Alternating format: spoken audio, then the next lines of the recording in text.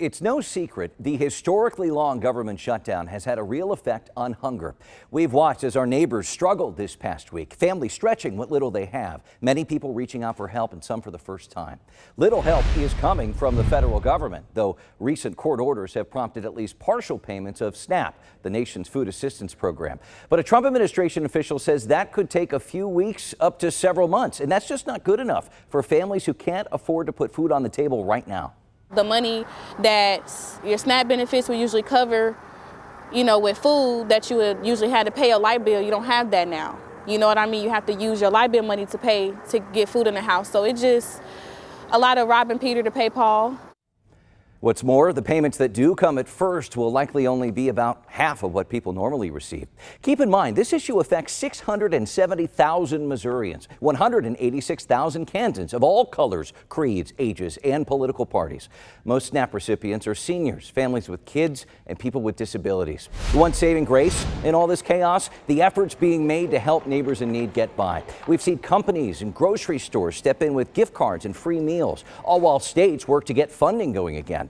Partial SNAP payments are coming in Missouri. Kansas governor, meanwhile, sued the federal government and is working to address worried Kansans at planned public meetings on the state budget.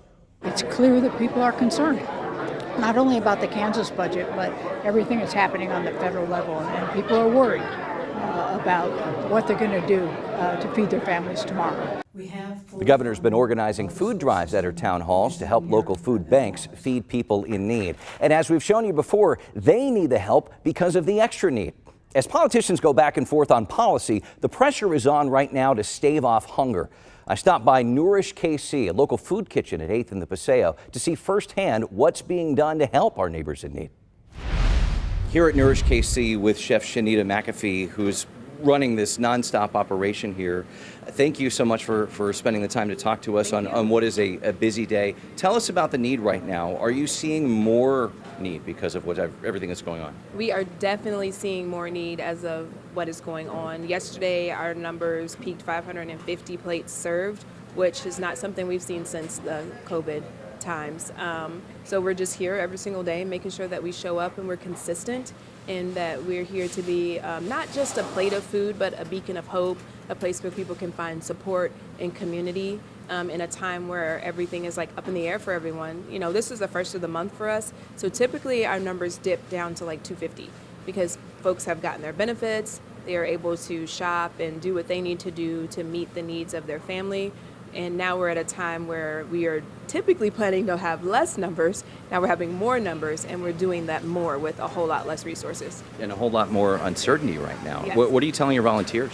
I'm just telling our volunteers to let's come in here with a sense of kindness and compassion and just understanding that folks are on edge because people don't know, right? There's a lot of crazy information going on, and some things say they're going to get their SNAP, some things say they're not going to get their SNAP, and they're thinking that, this is the holiday time. Thanksgiving is right around the corner, and people usually start to use that funding to plan for their holiday celebrations and their time for their families. And so I think that I just tell them to understand that, let's just give people a little extra love.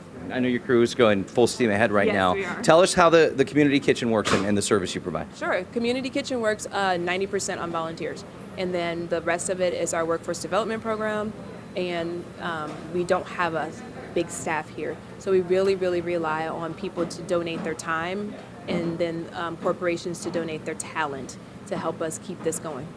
All right, thank you very much. I'll let you get back to work. A big part of Nourish KC isn't just making sure that people are fed today, it's setting them up for success as well once they leave. Linda's the volunteer coordinator, and you've been showing us the food pantry too. That's a critical part of this mission. Absolutely.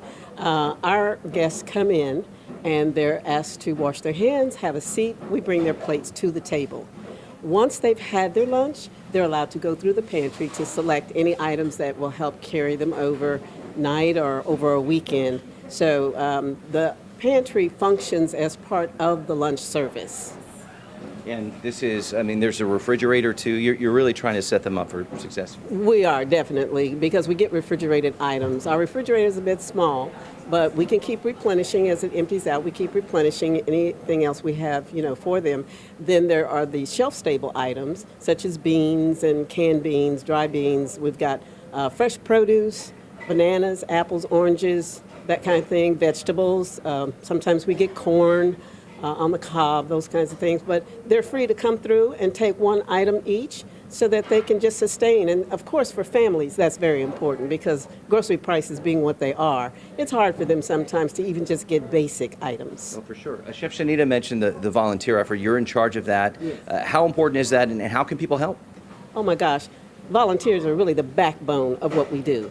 Without volunteers, it would be really difficult to pull this off. We served close to 500 meals just yesterday in the 3 hours that we were open. And so it's very critical that not only to sign up to volunteer for us, but then get in here and help get the food on the table.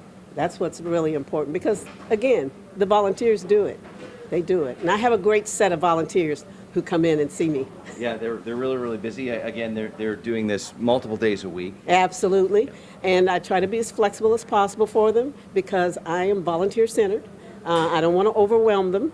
I want them coming back. We appreciate all the work you're doing. Linda and Chef Shanita with Nourish KC, thank you so much. Thank you. Again, if you'd like to volunteer or help your neighbors or get more information on food assistance, don't hesitate to reach out to the people at the Prospect KC. They run the kitchen and pantry there. Call 816-271-9704 or go online to theprospectkc.org. We also have resources online for you right now. You can find updates on SNAP benefits and a list of places to find food at kmbc.com/SNAP.